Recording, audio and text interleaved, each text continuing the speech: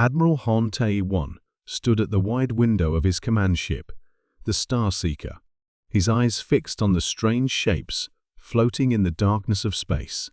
The shapes looked like old warships, their metal hulls dark and quiet against the stars. "Admiral, we've finished the first scan," said Dr. Kim Jin, walking onto the bridge with a datapad in her hands. Her usual calm face showed excitement. "You won't believe what we found." The Admiral turned away from the window. "Tell me, Doctor. These ships, they're from Earth. They're human vessels from their golden age of space travel, almost 300 years ago." Dr. Kim's fingers moved quickly across her pad, bringing up more information. "According to our records, these ships disappeared during humanity's first attempts to travel between stars." Admiral Han walked to the main screen, where images of the dead ships floated. There were 15 vessels of different sizes, all lined up as if they had been carefully placed there. Their designs looked old and simple compared to modern ships, with large engines and thick armor plates. "Interesting," he said, touching his chin. "Contact the Confederation Council. They'll want to know about this." Within an hour, representatives from 12 alien races appeared on the bridge's communication screens. Among them was High Commander Rhett of the mighty Valerian Empire, his blue-skinned face showing amusement. "Old human ships," Rhett laughed, his sharp teeth gleaming. "They're probably broken-down pieces of junk.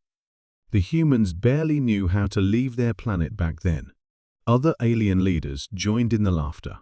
Only Admiral Han stayed quiet, studying the ships on his screen. Something about them didn't feel right. Ships lost in space usually showed damage, but these looked almost perfect. "With respect, High Commander," Admiral Han said, "I suggest we study them carefully. The human ships of that era may have been simple, but they were built to last." "Nonsense," another alien leader called out. "Those relics belong in a museum. Let's strip them for parts and learn what we can about primitive human engineering." Dr. Kim Jin spoke up suddenly. "Admiral, I'm detecting something odd. There's a very faint power reading coming from the largest ship." The alien leaders fell silent. Admiral Han walked closer to the screen, his eyes narrowing. "Show me."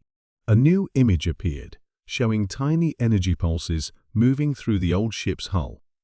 They were so weak, they almost looked like background radiation, but they followed a pattern. It's sleeping," Dr. Kim said softly. Before anyone could respond, alarms started blaring across the Starseeker. Red warning lights flashed on every screen.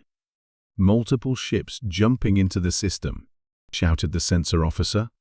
"Unknown design. They're not answering our calls." Admiral Han straightened his uniform and started giving orders. As his crew rushed to battle stations, he looked one last time at the quiet human ships. For just a moment, he thought he saw a tiny light flicker in one of the windows, like an eye slowly opening. But there was no time to think about that now.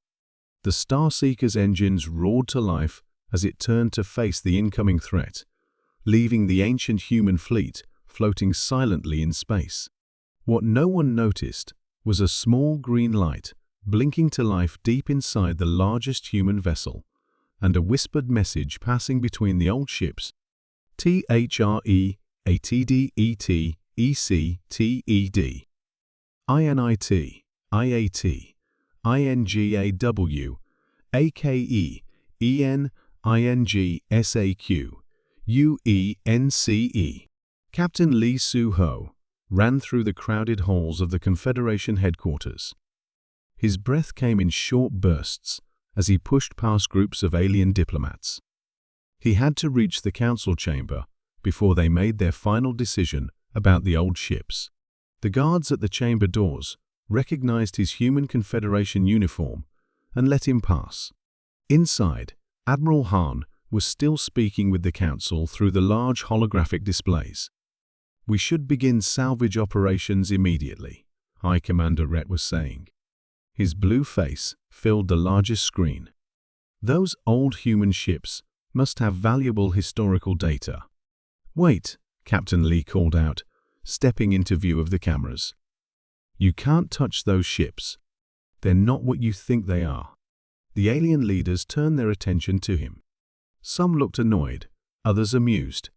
Admiral Han gave him a curious look. "Captain Lee," said Admiral Han, "you have something to add?" Lee took a deep breath. "Those ships. There are stories about them. Stories passed down through generations of my family." He pulled out an old data chip from his pocket. "This contains my grandmother's recordings. She served in Earth's defense fleet before we joined the Confederation." He plugged the chip into the room's computer. An old woman's voice filled the chamber, speaking slowly and clearly. "If you ever find the sleeping ships, leave them be. They are the guardians, placed among the stars by our ancestors. They wait, watching for dangers we cannot see. Wake them only in humanity's darkest hour." The council chamber was quiet for a moment. Then High Commander Rhett laughed loudly. "Guardians?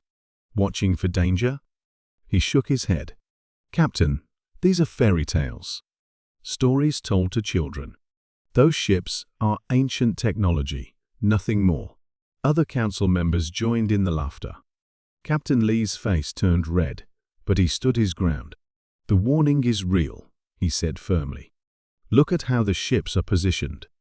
They form a perfect circle around our old colony worlds. That's not an accident." Admiral Han stepped closer to the star map. He studied the positions of the discovered ships, his eyes widening slightly. "The captain might have a point," he said. "The arrangement does seem planned." "Enough of this nonsense," said another council member, their tentacles waving in frustration. "We've already sent salvage teams. They'll begin work within the hour." Captain Lee's face went pale. "You what? You have to call them back." "Captain," Admiral Han said softly, "these ships have been floating in space for centuries. What possible danger could they pose?" Before Lee could answer, the emergency alarms began blaring again. A junior officer burst into the chamber, his uniform wrinkled and his face scared. "Multiple unknown ships have appeared in 6 different systems," he shouted. "They're attacking our outer colonies." The council erupted in chaos. Voices shouted over each other as reports of attacks flooded in. In the confusion, only Captain Lee noticed a small light blinking on his datapad. It was a message transmitted on an ancient human frequency. The words made his heart beat faster. "THREA, TLEVELCRIT, ICAL, DEFE, NSA, NET, WORK, ACT, IV, ING, ALLG, UAR, DIA, NV, ESEL, SP, REP, ARE, FORIMME, DEIAEE. Lee looked up at the star map, where 15 dots marked the positions of the old ships. One by one, they began to pulse with a soft, steady light.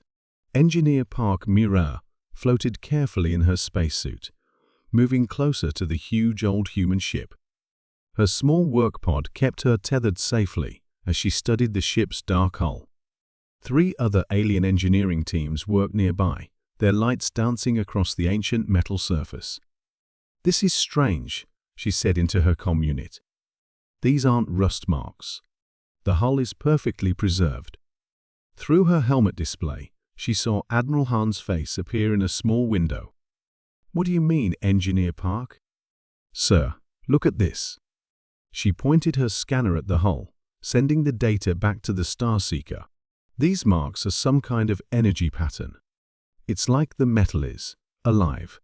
Suddenly, her scanner beeped. A faint power reading appeared on her screen, coming from deep inside the ship. "Admiral, I'm going to check something," she said, pushing herself toward what looked like an old airlock. The metal door was thick and heavy, built to last centuries. As she got closer, she heard a soft humming sound. It wasn't coming through her comm unit. She could feel it in her bones. The sound reminded her of an old song, something she had heard as a child. Her hand touched the airlock's control panel. To her surprise, it was warm. "Engineer Park," Captain Lee's voice came through her comms suddenly. "Get away from that door right now." But it was too late. The panel under her hand lit up with dim blue light. Ancient machinery groaned to life, and the airlock door began to move. "It's not possible," one of the alien engineers said. "These ships have no power." Park Mi-Ray stared into the open airlock. The corridor beyond was dark, but she could see small lights beginning to flicker along the walls. They looked like stars waking up after a long night. "Engineer Park, return to your pod immediately," Admiral Hahn ordered. "That's a direct—" His voice cut off as all their comm units filled with static. Then a new voice spoke. It was calm and clear, like someone speaking from a dream. "Identity confirmed. Human genetic pattern detected. Welcome, Engineer Park Mi-Ray." Park floated in the doorway, her heart beating fast. "How do you know my name?" "All human biological signatures are registered in my database," the voice answered. "I am ARIA, the guardian of this vessel. You have arrived at a crucial moment." Before Park could respond, warning alarms blared from every comm unit. The alien engineering team started rushing back to their pods. "Multiple enemy ships detected in nearby systems," ARIA announced. "Beginning emergency protocols. Engineer Park, your presence is required aboard." Captain Lee's voice broke through the static. "Mi-Ray? Don't go in there. It's not safe." But Engineer Park could see more lights coming on inside the ship. Soft blue lines appeared along the walls, forming patterns that seemed to pull her forward. The humming sound grew stronger, feeling like a heartbeat. "Engineer Park," ARIA said gently, "your people built us for this moment. Will you help us wake up?" Park looked back at her pod, then at the glowing corridor ahead. In the distance, she could see flashes of weapons fire as the unknown enemy ships attacked Confederation bases. She took a deep breath and pushed herself forward into the ship. "Yes," she said. "Show me what to do." Behind her, the airlock door closed with a soft hiss, and the ancient ship began to stir. Inside the ancient ship, Engineer Park Mi-Ray followed the glowing blue lines along the walls. The corridors were wide and clean, showing no sign of age.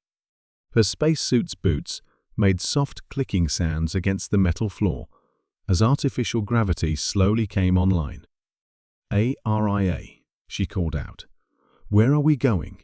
To the heart of the ship, the AI's voice came from all around her. "The command center needs a human presence to fully activate." Behind them, the ship trembled as the Starseeker moved closer, running from the enemy attacks in nearby systems. Through the hull, Park could hear the distant sound of explosions. "Warning," ARIA announced. "Confederation fleet suffering heavy losses. Time to full activation, 15 minutes. Park's comm unit crackled. Captain Lee's voice came through, broken but urgent. "Mi-Ray? The enemy ships.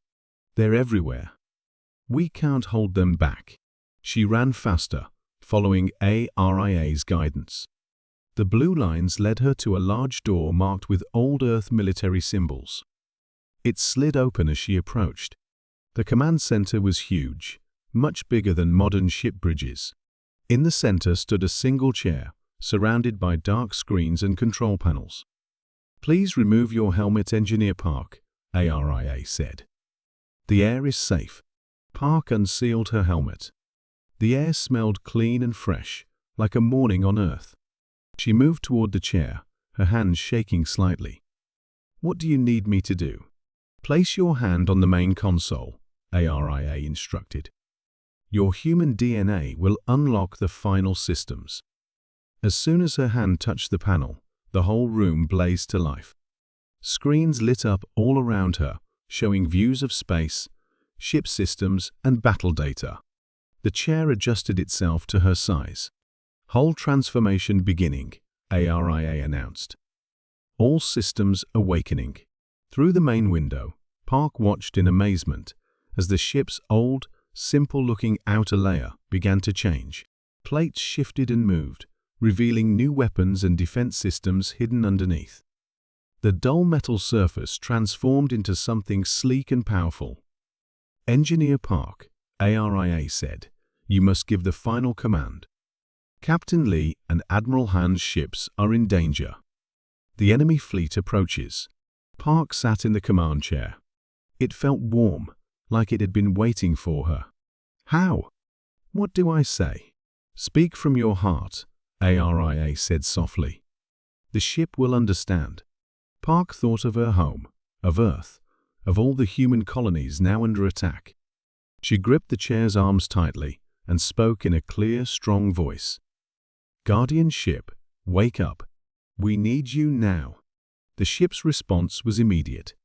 A deep rumble passed through the hull as ancient engines roared to life. Weapon systems powered up, their energy readings far beyond anything in modern ships. Around them, the other 14 ships in the fleet began to wake up too. "All systems online," ARIA reported. "Guardian fleet awakening complete. Engineer Park, you have command."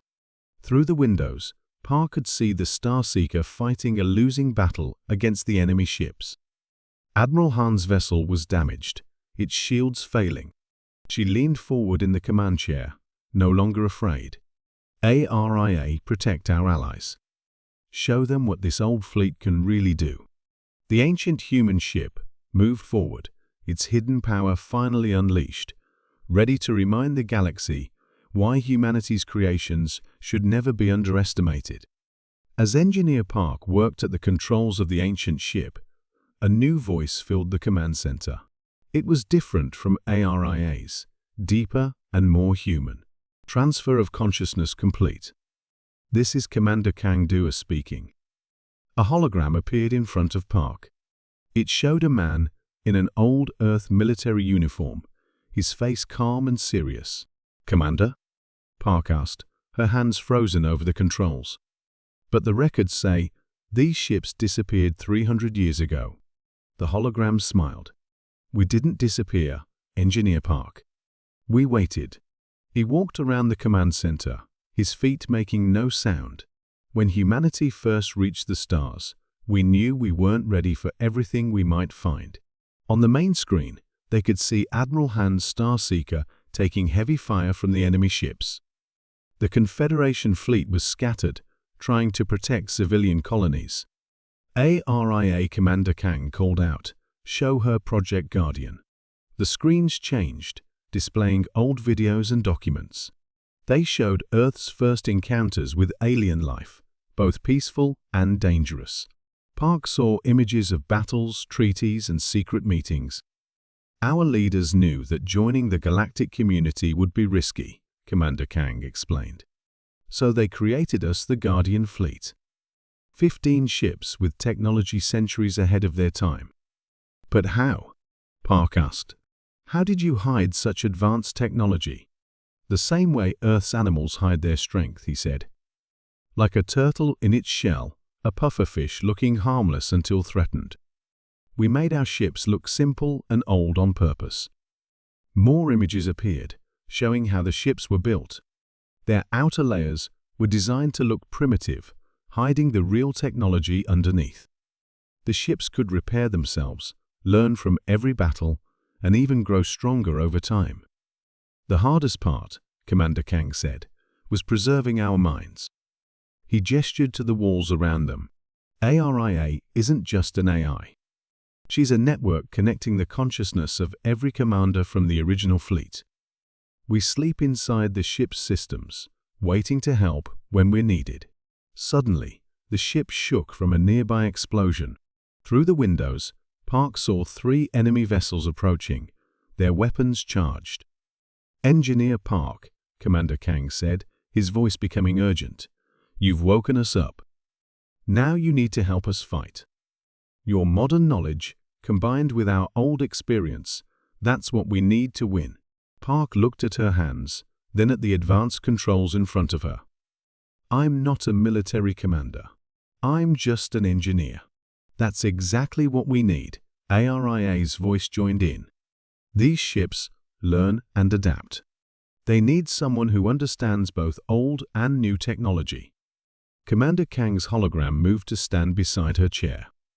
Your people built us to protect humanity. Will you help us do that? Before Park could answer, Captain Lee's voice came through the comm. My Ray. We can't hold them much longer. Park took a deep breath and straightened in her chair. She placed her hands on the controls, feeling the ship respond to her touch. Commander Kang, ARIA, she said firmly, teach me everything. Fast. The hologram nodded, and the command center burst into activity. As Park watched, the other 14 ships of the Guardian fleet moved into formation around them, their ancient weapons powering up. The time for hiding was over. Now, they would show the galaxy the true power of human ingenuity. Admiral Han watched in amazement as the old human ships changed before his eyes. Their dull metal surfaces shifted like living things, revealing weapons he had never seen before. The largest ship, where Engineer Park was now in command, led the formation. This is impossible, High Commander Rhett said through the comm. His blue face looked pale on the screen. Those are supposed to be ancient vessels. Through his command window, Han saw 5 enemy ships firing at a civilian transport. Before he could react, 2 of the Guardian vessels moved with incredible speed. They didn't just block the attacks, they absorbed the enemy fire into their hulls. Energy absorption complete, ARIA's voice announced on all channels. Converting enemy weapons fire to shield power. Engineer Park's voice came next. Admiral Han, move your fleet behind us. We'll handle the enemy ships. The Admiral gave the order immediately.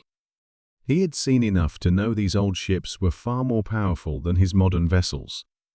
Inside the lead Guardian ship, Park worked with Commander Kang's hologram and ARIA to control their weapons. Her engineer's mind quickly understood how the advanced systems worked. The ship responded to her thoughts as much as her commands. Multiple enemy ships approaching from Sector 7, ARIA, reported. They think they've found our weak spot, Commander Kang said with a small smile. Show them how wrong they are, Engineer Park. Park nodded and touched the weapons control. The ship's hidden cannons emerged from their hiding places. They didn't fire normal energy beams instead. They shot what looked like small dots of light. Quantum disruptors, Commander Kang explained. They don't destroy enemy ships. They simply turn off their technology. The dots of light pass through the enemy shields like they weren't there. When they hit the enemy ships, all their lights went dark. The mighty warships turned into helpless metal boxes floating in space. How is this possible? One of the Alien Council members asked over the comm. Those weapons are beyond anything we have. Because they're not from your time, Park explained as she directed another attack. They're from humanity's future, built by our ancestors and hidden away until they were needed. The Guardian fleet moved in perfect formation, their advanced technology making the enemy's weapons look primitive. Ships that had been terrorizing the Confederation fleet now couldn't even touch the human vessels. Final enemy group detected, ARIA announced. They're charging their main weapons. Park looked at the tactical display. The enemy ships had formed a circle, combining their power for one massive attack. They're desperate, Commander Kang said. Time to show them our last surprise. Park pressed a hand to the main console. Guardian Fleet, execute pattern Nova. The 15 human ships moved into a perfect star pattern.